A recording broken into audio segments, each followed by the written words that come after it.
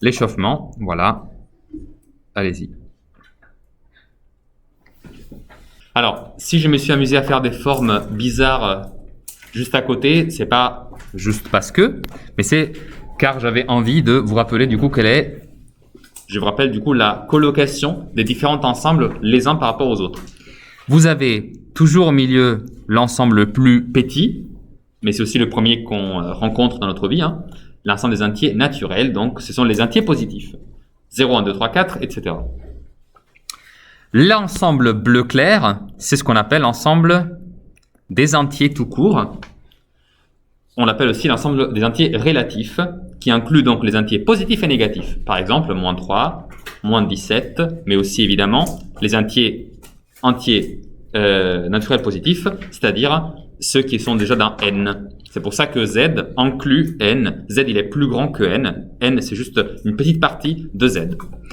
En faisant encore un agrandissement, on arrive à toucher avec l'ensemble rouge les nombres décimaux. D'accord? C'est-à-dire tous les nombres, maintenant, positifs et négatifs, avec des virgules, à condition que le nombre de places après la virgule soit un nombre fini. Par exemple, 0,3, mais par exemple, pas le nombre entier. Parce que vous savez qu'un tiers, c'est un nombre infini de chiffres après la virgule. Un tiers, ça fait 0,3, etc. Et comme c'est très long, voire infini, ce n'est pas dans cet ensemble. Du coup, l'ensemble dont fait partie notre ami 1 sur 3, c'est l'ensemble de tous les possibles quotients, toutes les possibles fractions, et c'est donc l'ensemble qu'on appelle avec la lettre Q.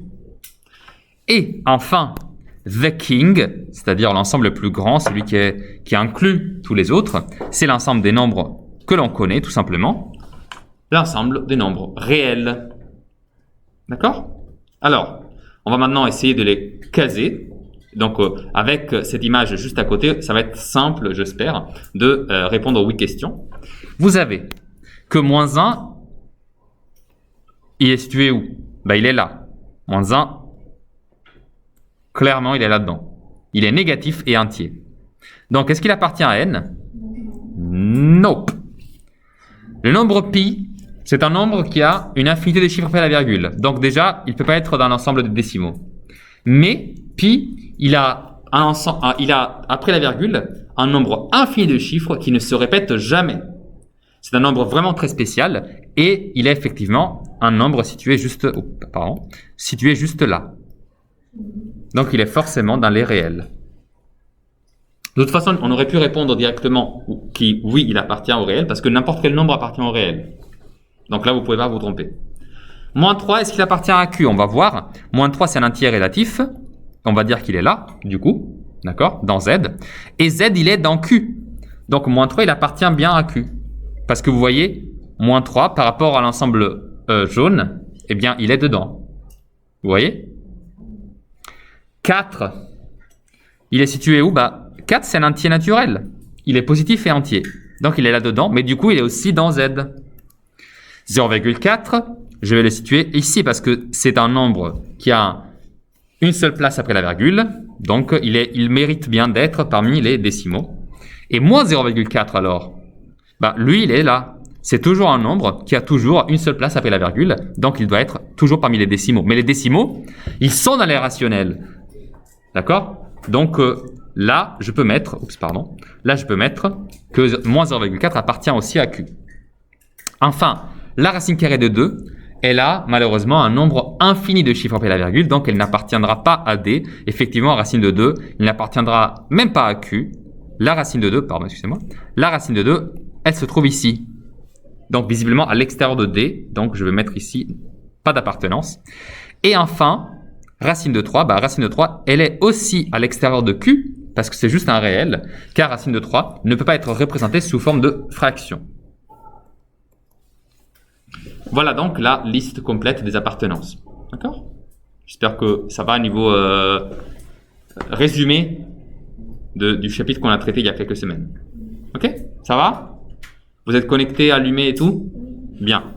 Alors, on va passer à la correction des exercices à faire pour aujourd'hui. J'avais déjà commencé à corriger la première qui demandait du coup de faire AB plus CD. D'accord? Vous voyez, en bleu clair, je vais tracer le vecteur AB et le vecteur CD. Maintenant, je vais faire une copie de CD pour l'additionner à AB. Si j'en fais une copie, regardez où est-ce que ça m'amène. Eh bien, il me fait commencer mon chemin à A et la dernière partie du schéma, donc l'arrivée, c'est là où il y a le point O. Donc, c'est ce vecteur-là, le vecteur AO, le vecteur somme de ces deux-là. Donc voilà, on a enchaîné le vecteur AB avec le vecteur CD, qui est le vecteur bleu un peu plus sombre. Et donc, on a trouvé, exprimé en rouge, du coup, que mon point de départ, c'était le point A. Mon point d'arrivée, c'est le point O. Et donc, le vecteur final, le vecteur somme, le vecteur addition entre AB plus CD, c'est le vecteur AO. OK? Voilà. Comme ça, j'espère que c'est plus clair. Sûr? C'est bon? Tout le monde? Est-ce qu'il y a quelqu'un pour lequel ou laquelle ce n'est pas encore clair? Asita? Alors, ça fait AO, mais ça peut aussi faire OD, BC ou FE. Je m'explique. Nous, ce qu'on sait, encore une fois, débarrassons-nous de tout ce qu'on sait déjà. Au départ, toutes les informations qu'on a, c'est qu'on veut additionner le vecteur AB avec le vecteur CD. Ces deux vecteurs-là, ils ne sont pas fixes ici, d'accord? Moi, je peux aussi les prendre et les décaler où je veux. Par exemple, je prends le vecteur AB et le mettre ici. Je vais prendre le vecteur CD et le mettre ici. C'est toujours les mêmes vecteurs, ils n'ont pas bougé. C'est toujours eux. D'accord? Bon. Comme je veux quand même les additionner, je dois les enchaîner à un moment donné. Et comme je suis dans cet hexagone à travailler, je vais choisir des points qui font partie de l'hexagone pour jouer cet enchaînement. Alors, j'ai choisi d'enchaîner au vecteur AB qui était là, une copie de CD, tu vois, que j'ai décalée jusqu'à la mettre sur BO. Car tu peux facilement comprendre que CD et BO, donc ces deux vecteurs-là, tu vois, CD et BO, en fait, c'est les mêmes vecteurs. Pourquoi c'est le même vecteur? Parce que ils sont parallèles, donc ils ont la même direction, même longueur et même sens. Donc ces deux vecteurs-là, c'est le même vecteur en fait. Alors, comme j'ai pu copier CD sur BO, je vais maintenant enchaîner AB et BO. OK? Et quel est le résultat de l'enchaînement? Le résultat de l'enchaînement, c'est que je pars faire mon voyage du point A et le dernier point, le point d'arrivée, c'est le point O. Donc, le vecteur résultat, le vecteur qui est le résultat de l'addition, c'est le vecteur AO. AO. D'accord? Ce que je disais tout à l'heure en disant que le résultat peut aussi être BC, c'est que si tu regardes bien le vecteur AO, lui, il est exactement le même que le vecteur BC. Regarde, le vecteur BC, il a la même direction, le même sens et encore une fois la même longueur. C'est juste qu'en fait, AO et BC, ils sont égaux. Donc je peux écrire ça parce que ils sont tous égaux ces deux vecteurs-là. OK?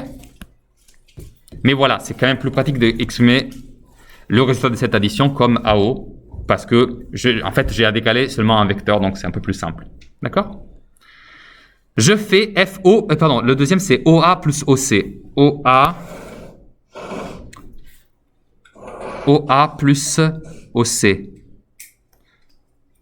Alors pour une fois, je choisis de le faire dans l'autre sens, d'accord? Autrement dit, je décide de faire OC. Donc, je me mets en haut, je me fais transporter jusqu'à C, et ensuite je vais enchaîner avec OA. Alors, OA, évidemment, il n'est pas au bon endroit, parce que pour l'enchaîner, je dois mettre OA à la fin du premier vecteur, et donc je dois faire une copie de OA. Une copie de OA, c'est évidemment le vecteur CB. D'accord? Donc, dans mon parcours, je fais OC, CB, et donc quand je joins les deux bouts, début et fin, je fais du coup OB. Est-ce que vous êtes d'accord avec ça? Non? Oui? OB. Super. FO plus EO. Alors, là, ça veut dire FO, c'est celui-là. FO. EO, c'est lui. D'accord? encore une fois, si je ne bouge pas, je ne peux rien additionner. Donc, je vais choisir cette fois-ci de faire d'abord FO. Autrement dit, je fais ce parcours-là en rouge. FO. Et ensuite, je vais enchaîner le vecteur EO que du coup, je vais recopier. Et du coup, je vais les recopier à partir de O. Mais si je recopie le vecteur EO, du coup, je vais le recopier juste là, regardez. Et dans ce cas-là, je sais que ce vecteur est le même que EO parce que, vous voyez, c'est sous la même direction. Donc, clairement, la direction, c'est la même. La longueur est encore une fois la même et le sens est toujours le même. Donc, quand je parcours FO et ensuite, du coup, le vecteur OB qui est égal à EO, et du coup, je conclus, j'en déduis que le vecteur somme, ça va être FB.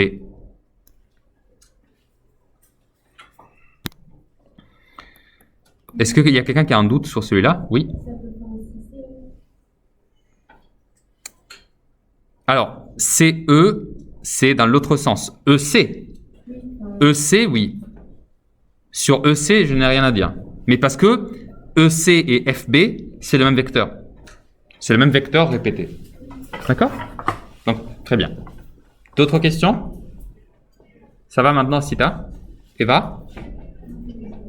Sarah? Ok. Mais là, tu dors, donc soit tu n'as pas rien compris, soit tu as tout compris. Oh. Dis-moi plutôt quelle est la réponse à DC plus DE. DC plus DE est égal à DO. Alors, on va tester. Peut-être que... Alors, DC plus DE. Et toi, tu as dit quoi, du coup, ça fait DO. Et tu as raison. Bravo. En effet, si j'enchaîne juste derrière DC, je vais faire une copie de DE. C'est cette copie-là. Même direction, même sens, même longueur. Et du coup, quand je fais le parcours complet, ça fait D, C, C, O. Résultat, DO. Bravo à Belaïd. Il avait tout compris. D'accord. Est-ce que vous avez d'autres questions? Non? Sûr? Ok. Et enfin, on avait l'exercice 29.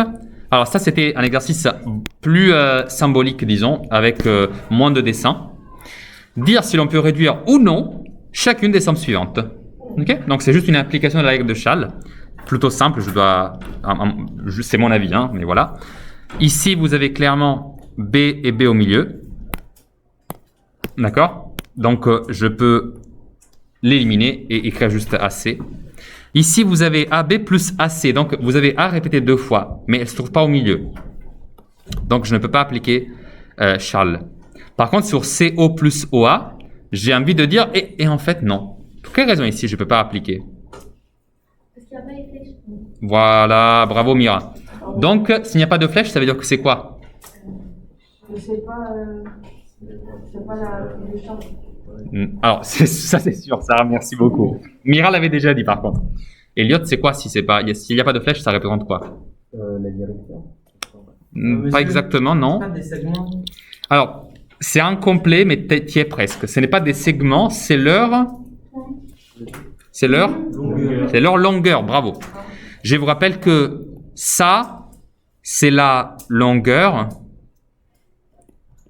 de CO écrit comme ça. Ça, c'est le segment.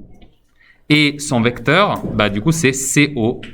D'accord? Ou éventuellement, vous pouvez aussi récupérer du segment CO l'autre vecteur, donc OC. Vous voyez la subtilité? Voilà. C'est toujours les mêmes 2 lettres, mais selon comment vous écrivez autour, vous avez 3 informations différentes. Longueur, segment ou vecteur. Très bien. Bravo Mira, en tout cas. Ensuite, nous avons CO plus AC. Ici, la lettre commune, elle est aux 2 extrêmes. Vous voyez? Du coup, est-ce qu'on peut ou on ne peut pas? Comment on fait? Oui. Et pourquoi on peut inverser? Parce que? Alors, non, il n'y a pas de moins ici. Mais qu'est-ce qu'il y a ici? Et l'addition, c'est une opération Réversible. Commutative, ça s'appelle. Non, mais il faut dire que Belaïd, quand même, parfois, les mots qu'il utilise c'est vraiment un bon mot en plus, un réversible, on comprend tout de suite ce que tu veux dire. Mais il y a juste un mot encore meilleur, c'est commutative. Mais t'inquiète, c'est le nom de l'opération, c'est l'adjectif pour l'opération de l'addition. Simplement, ça correspond au fait que vous faites 3 plus 2 ou 2 plus 3, ça fait quand même 5. Alors, quand on réécrit AC plus CO, du coup, on se rend compte que ça fait comme résultat AO. Et on est content. Très bien. Ça fait combien? ED plus DE. J'ai pas entendu. Non, j'ai pas entendu du coup. Ça fait ODD. C'est une musique.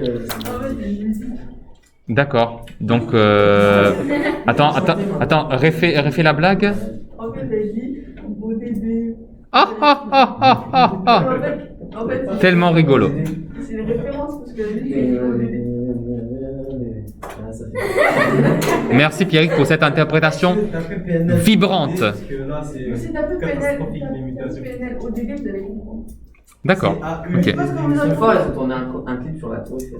Oui, de façon illégale. Oui. Ça, j'étais au courant. Non. Ils ont payé? Moi, j'avais lu qu'ils avaient dépassé les barrières de sécurité, même en ayant payé. Mais c'est juste la lecture que j'ai fait après avoir vu le clip, parce que j'étais curieux. En tout cas, ça fait EE. Merci. Mais heureusement qu'il y a Mira qui nous ramène vers la conversation. En vrai, j'étais presque. Ouais, ODD, ouais, c'est presque. Alors, mais si ça fait EE, qu'est-ce qu'on peut écrire encore à côté? EE, c'est égal à combien? 0. Nul. Et ce vecteur-là, ça s'appelle le vecteur? Nul. Voilà. Oh là là. Ok? Bon, la dernière.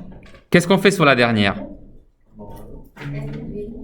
Alors là, là, je vous dis, il faut le voir. Est-ce que quelqu'un peut me donner le résultat final?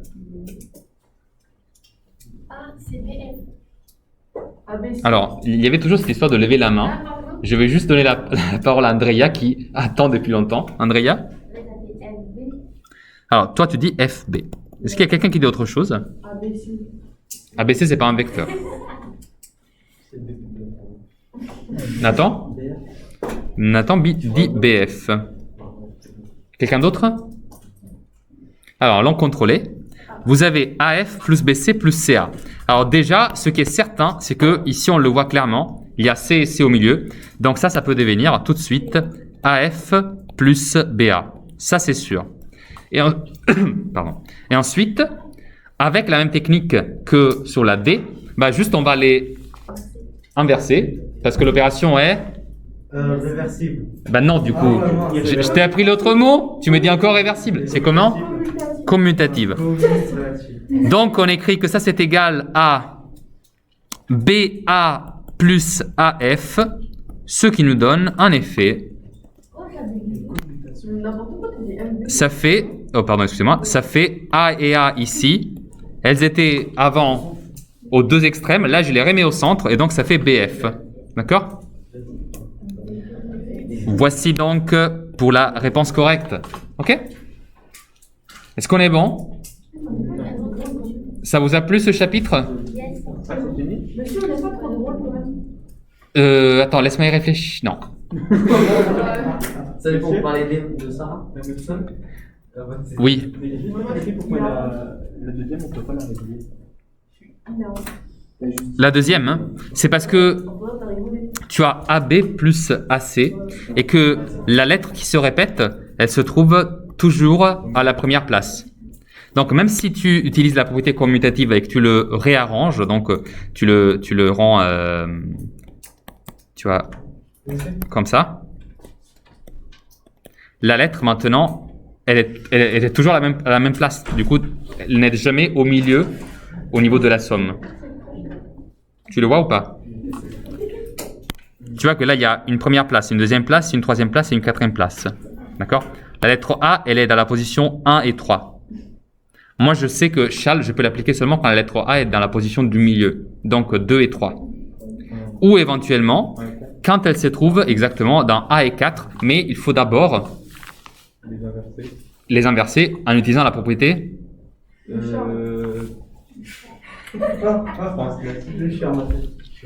la propriété commutative. Commutative. Commuter, ça veut dire inverser. Commutatif. Monsieur, D'accord. c'est un rapport avec communiquer ou pas? Alors, le seul rapport, c'est que il y a un suffixe latin qui veut dire avec. Et en latin, avec, ça se écrit CUM, exactement. Est-ce que vous allez laisser ça dans la vidéo? D'accord? Donc, communication, c'est ça, le communiquer, le COM de communication, ça vient de CUM. Et dans commutation, là, c'est CUM toujours, auquel on rajoute le mot motus. Alors, motus, ça ne veut pas dire, comme dans le jeu, que c'est par rapport au mot. Motus, c'est le mouvement. Donc, CUM plus motus, ça fait mouvement avec. D'accord? Et le mouvement dont on parle ici, c'est le fait que vous pourriez échanger en faisant un mouvement. Par exemple, du coup, CO plus AC qui deviendra AC plus CO. D'accord? Alors, ça c'était l'échauffement qu'on a fait. Il y a une bonne raison pour laquelle j'ai fait cet échauffement, c'est parce que notre nouveau chapitre va nous concentrer autour de ce qui se passe là où j'ai zoomé.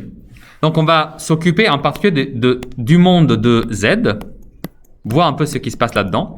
Et dans un deuxième moment, on va aussi s'occuper du monde de Q.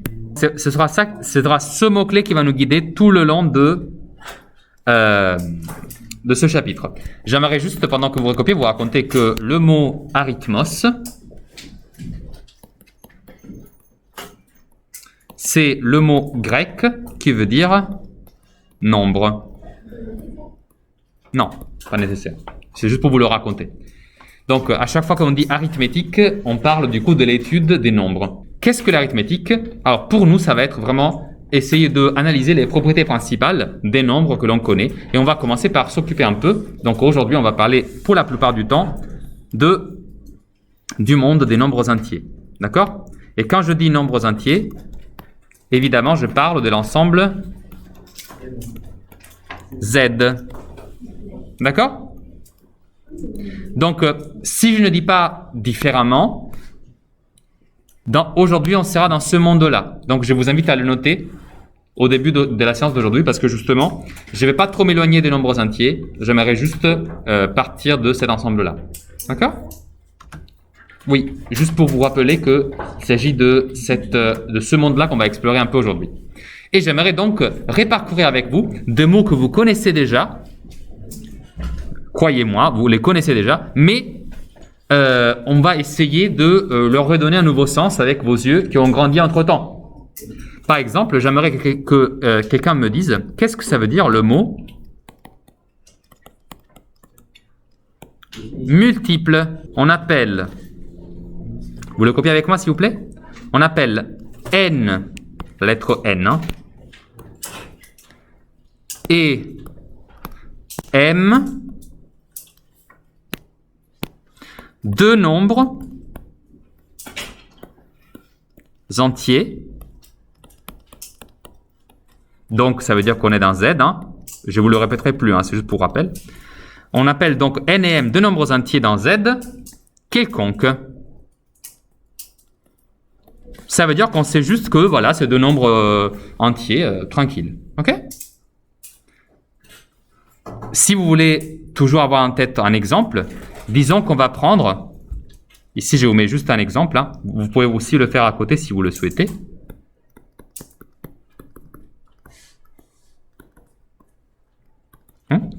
Disons qu'on va prendre n égale à...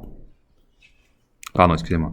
Imaginez qu'on prend n égale à 2 et m égale à 8. OK? Alors, et là c'est la définition, alors, on dit que M est un multiple de son ami N. N'écrivez pas son ami, hein. On dit que M est un multiple de N si on peut trouver un autre entier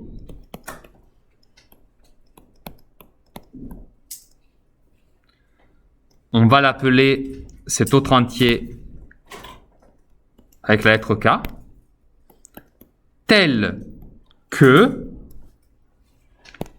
M est égal à K fois N.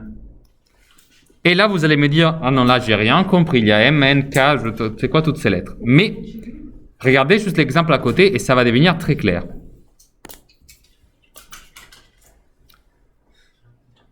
Oui, c'est ce que j'imaginais, mais ça va venir, regarde. Regardons l'exemple à côté. Hein? Comme ça, on va l'éclaircir tout de suite. Ça veut dire quoi?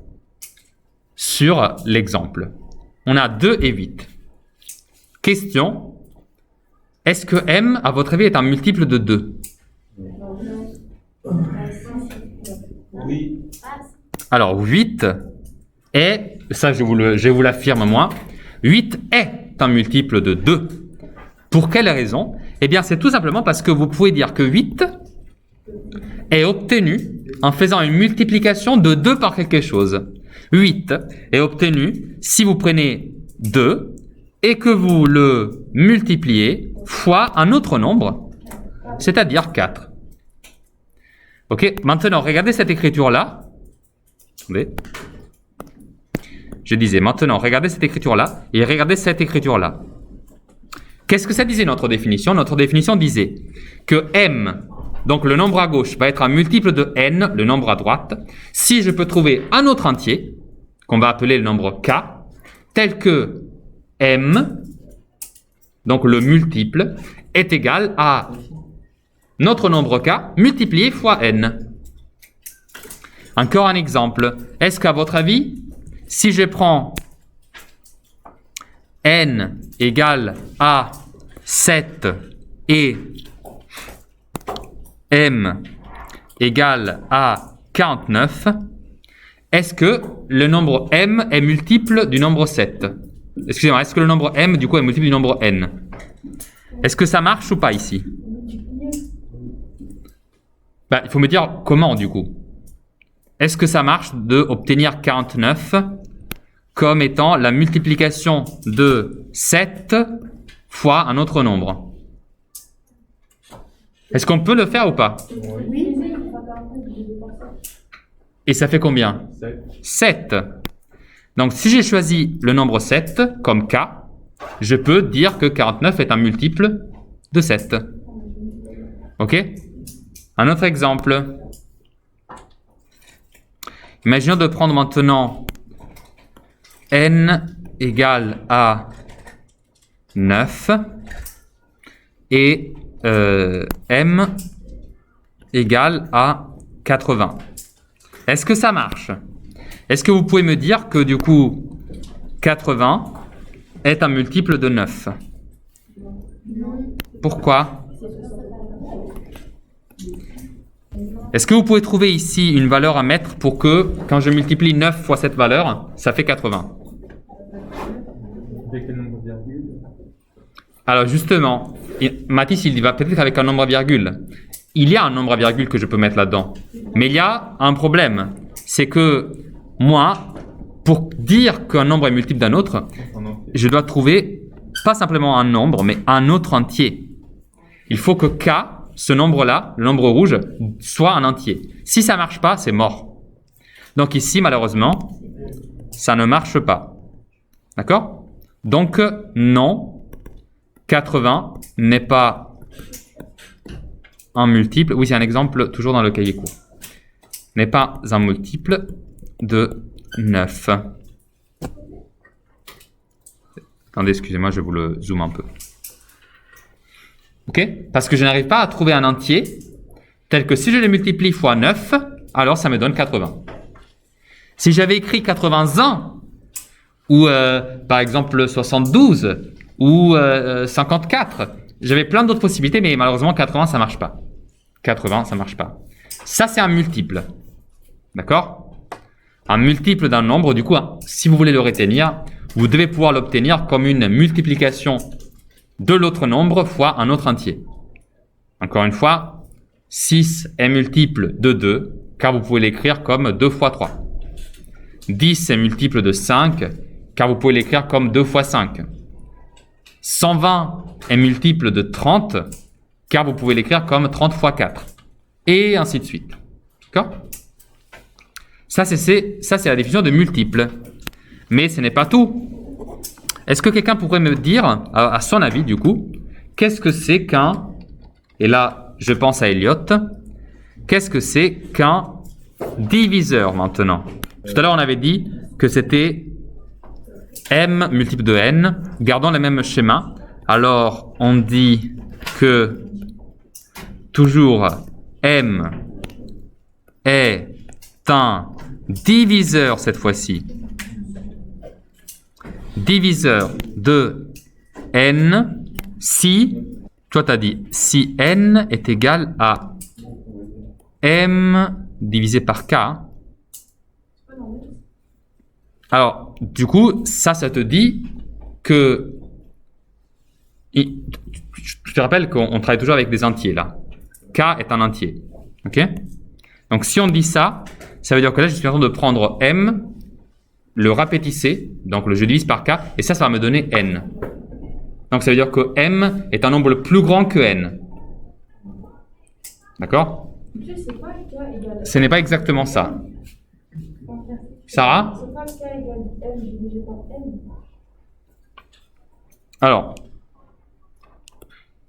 vous voulez que m soit un diviseur. En français, vous le savez, hein, un constructeur, c'est quelqu'un qui construit. Un conducteur, c'est quelqu'un qui conduit. Donc, un diviseur, ça doit être quelqu'un qui divise. Ok? Donc, ça veut dire que je dois pouvoir écrire que c'est n divisé par son camarade m qui va me donner... Ne l'écrivez pas ça, s'il vous plaît. Laissez-moi d'abord faire la phrase, ok? Qui doit me donner un nombre entier. D'accord? Ça va? Tu l'as fait avec la tête ou avec le bras? Ah, c'est avec le triceps, monsieur. Le triceps, c'est très spécifique. Très spécifique. Oh là là là là. S'il te plaît, ne casse pas la fenêtre. D'accord. Parce qu'après, je dois la repayer moi et je suis très pauvre. Donc, c'est ça l'idée. Pardon.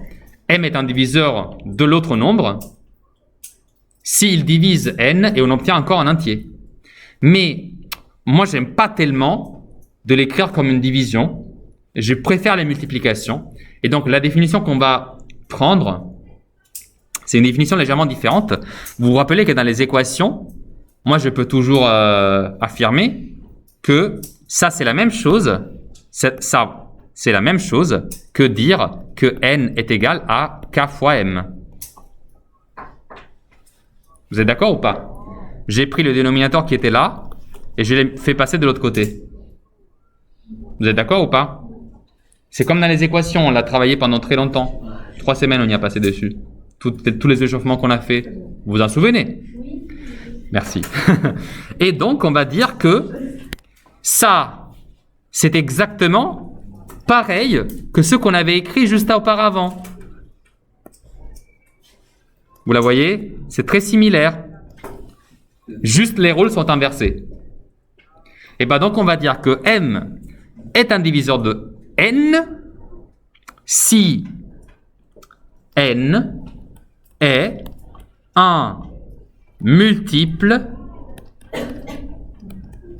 de m. D'accord? Autrement dit, pour définir ce que c'est un diviseur, on va utiliser la définition précédente, c'est-à-dire la définition de multiple. Alors, l'idée nous a été donnée par cette égalité-là, qu'on a compris en analysant ce que ça veut dire diviseur. Mais en effet, c'est la définition de multiple qui nous a permis de nous sortir de ce pétrin. Chut. Oui. Sûr? Un exemple. On a tellement besoin d'exemples. Exemple. Exemple. Est-ce que, à votre avis, 3 est un diviseur de 72?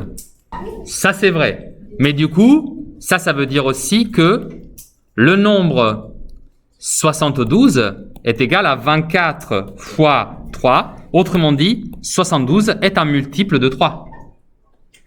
Donc, on respecte la définition, vous voyez? Vous voyez ce que je veux dire? Bonne réponse, en tout cas. Est-ce que, à votre avis, le nombre 4 est diviseur de 72? Restons sur le même. Qu'en pensez-vous? Oui. Pourquoi? Je crois que ça fait 36. Je sais pas. 4 fois 36, essayons de l'écrire comme un multiple. Comment j'obtiens 72 à partir de 4? Donc ça veut dire que 72 est égal à 18 fois 4. D'accord?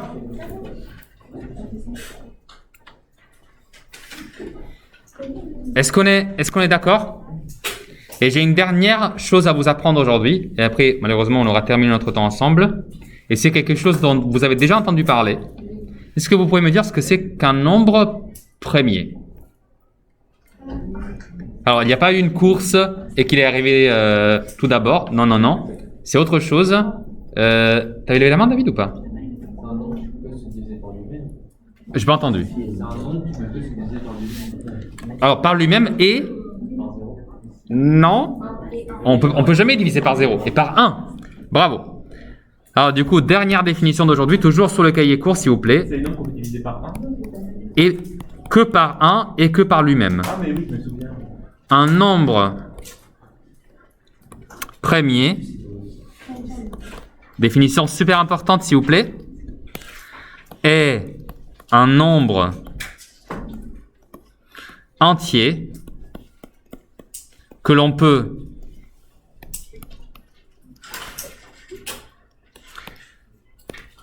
exclusivement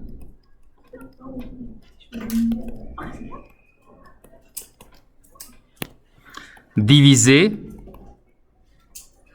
par 1 et par lui-même. Autrement dit, pour utiliser notre définition précédente, n est premier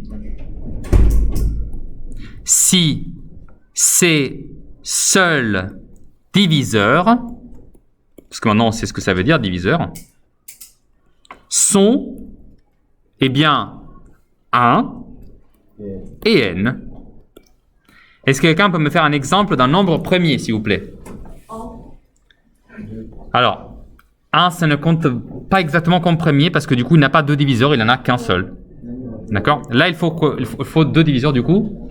Trop de... Asita, parce qu'elle n'a pas encore beaucoup parlé. 7. Très bien. 7. Quelqu'un d'autre? Nathan? 17. Quelqu'un d'autre? 13, effectivement. Quelqu'un d'autre? David? 23. Ici, en fait, le seul, c'est 1. Pardon? Le seul nombre qui n'est pas premier, c'est 1. Ah bah, 4, il est divisible par 1, 2 et 4. Donc, il y a beaucoup de nombres qui ne sont pas premiers. La difficulté, c'est de trouver ceux qui le sont. Alors là, je vais vous donner la liste de ceux qu'on appelle premiers, parce qu'ils vont vous être utiles dans plusieurs exercices très bientôt. Alors, on commence avec 2, parce que 2, il est divisible seulement par 1 et par 2, du coup. On a 3. 3, il est divisible par 1 et par 3, et c'est tout. Il y a 5 après. 4, ça marche pas, effectivement, mais 5, ça marche. C'est pas 5, 9. 9, il est divisible par 3, donc ça marche pas. 7, ça marche. 8, il est divisible par 2 et par 4, donc ça marche pas. 9, il est divisible par 3, donc ça marche pas. 10, il est divisible par 5, par exemple, même par 2. Ici, tu te rappelles, ici, on parle seulement de nombres entiers. D'accord? Donc, un nombre premier est forcément un nombre entier. On a dit, du coup, après 10, il y a 11. Est-ce que 11, ça marche? Ça marche? Parce que 11, tu peux juste le diviser par 1 et par 11. C'est pas un nombre entier, 11 est un nombre entier. Il n'a pas de chiffre après la virgule. Ah ouais. Ok? Après, on a 13. Après, on a 17. Et avant 23, il y a qui entre 17 et 23 à votre avis? J'ai laissé une place. 19. Et ensuite, ça continue. Mais pour le moment, sœur, cette liste-là, elle est importante, d'accord? Ne l'oubliez pas. Alors, avant de nous quitter, s'il vous plaît, avant de nous quitter, n'oubliez pas qu'il y a des exercices à faire pour mardi prochain.